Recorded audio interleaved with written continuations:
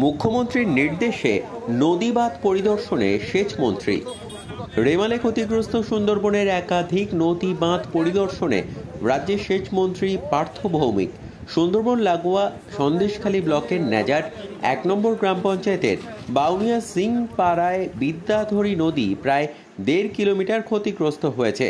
পাশাপাশি প্রচুর কাঁচা বাড়ি ক্ষতিগ্রস্ত হয়েছে। সেই এলাকা পরিদর্শনে গেলেন পার্থ ভৌমিক। সঙ্গে ছিলেন স্থানীয় বিধায়ক সুকুমার মাহাতো সহ অন্যান্যরা।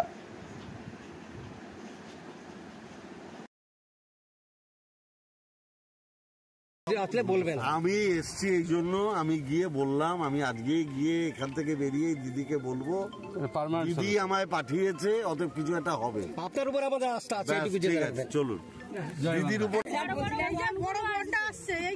আমার ডিপার্টমেন্ট সামলে নেবে। এখন